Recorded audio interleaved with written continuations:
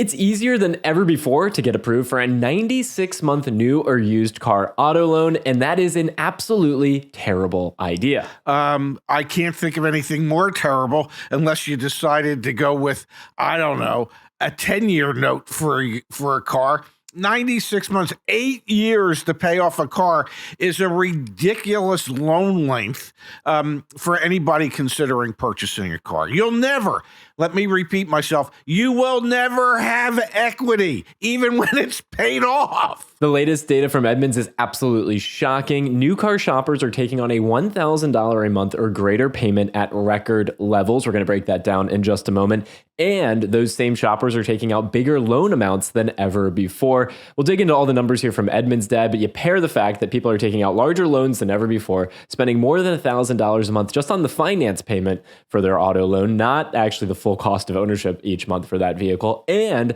you can get approved for a 96-month term. That's a recipe for disaster. We're seeing that show up in all sorts of other data sets as well, with auto loan delinquency, negative equity, and more. But let's start here, Dad. Nearly 1 in 5, nearly 20%, 18.9% of new car shoppers from Q4 2024 spent over $1,000 just on the financing of the purchase of their automobile, a new record. What do you make of that? Well, there is a level of stupidity attached to those numbers.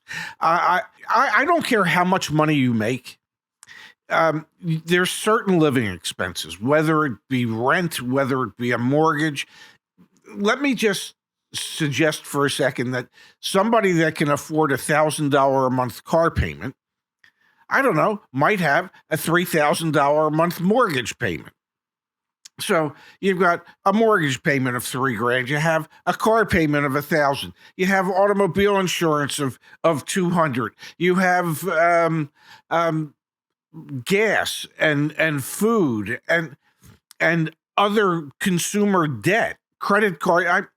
Where does it end? I mean, it is as if the road to hell was paved with good intentions, and the idea was buy whatever you want, finance it forever, and you can have all those things in life you've ever wanted. The only problem is eventually you can't afford any of it because you can never pay any of it off. So let's talk a little bit about the loan amounts. The average loan amount from the Edmunds data in Q4 2024 was $42,113 for a new vehicle purchase. That's an all-time high in their data set, and it compares to $40,713 just a quarter before and $39,977 1 year prior. So the amount that consumers are financing, to your point, Dad, of essentially the road to hell paved with great intentions. I wanted that new car. I wanted that nice apartment. I wanted this and that and this and that.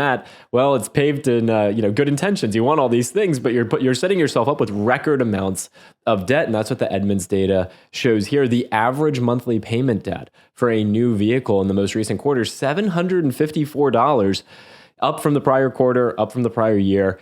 All these numbers are kind of trending in the wrong direction. Well, and the other thing that's trending in the wrong direction, if you look at it, the down payment.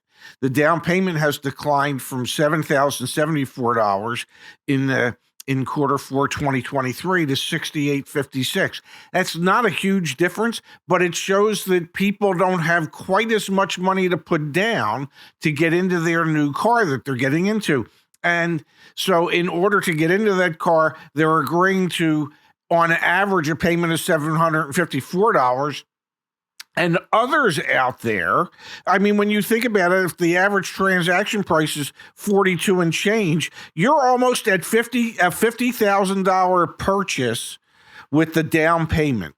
And that is so far from what average Americans can actually afford. That to me is frightening. And then, Dad, when we look at used cars, we can see that the story there is obviously a lower monthly payment at $533. Whoop-de-doo. We have a similar loan term length of almost 70 months. We're financing $28,675, which is fairly comparable to where we've been for used cars from the more recent history. But the 11% APR is what's really hurting folks on the used car side of things. So on the new car side, we've got the record amounts financed. On the used car side, things are kind of steady Eddie. However, we're at 11% is the average used car APR, which obviously makes that monthly payment a little bit higher than it would be at a lower rate, obviously. And truth be told, used car prices are going to remain somewhat high, especially 1, 2, 3, and 4-year-old used cars. There's a shortage of those. There's a shortage of potential lease returns coming back. So those will always continue to have some type of premium price associated with them because they're going to be in short supply. So we're not going to see any significant decline in used car pricing or used car payments. And what we continue to see is an increase in payment amount on the new car side. This long term, in my opinion, isn't sustainable, at least not for the vast majority of people. So let's talk a little bit about the outlook and the advice. If someone's watching this video, Dad, and they're in the market to purchase a newer used vehicle in 2025, should they try and shoot to be average? Should they shooting for a 70-month loan term at 11% or whatever? Like, should they be aiming for these things? Or what's your take on the outlook moving forward and what I should think if I'm in the market to purchase a vehicle sometime soon? If you're in the market to purchase a vehicle, new or used, purchase what you can afford. There are certain things in life that are worth stretching for. And what I mean by that is paying a little bit more than what you might have wanted or having a slightly higher monthly payment for it. Like a house, real estate, because real estate traditionally appreciates in value. An automobile is a depreciating asset. So that is not something that you should stretch for in order to be at a payment so that you can say, gee, I have this lovely $50,000 car. So if you're looking to buy a new or used car, take a real close look at what you can actually afford. And maybe, just maybe, it's a little bit less than what it was that you wanted, but you've settled for what you really can afford to buy. So a big theme here I'm hearing you say is understand what you can afford and don't get mired or tied up in, oh, I can get approved for a 96-month auto loan, so my monthly payment is something I can afford. Really focus on more broadly, like what's within my means. And then when it comes to loan term, Dad, what do you think? Is 70 months too long? 48 months, 60 months? What's your advice? The shorter the term, the better.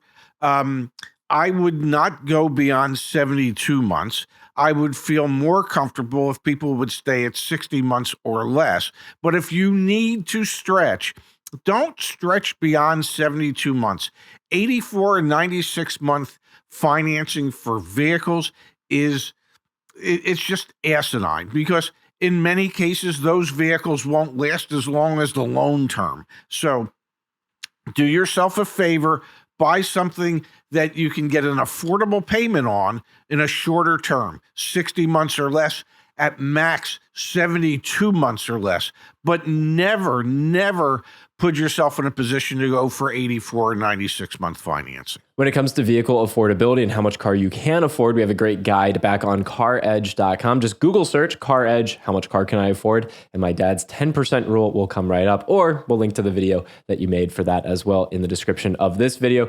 Huge thanks to Edmunds for publishing this data, and absolutely shocking and asinine to say the least. But Pops, thanks for sharing your take on it as always. Thank you, handsome.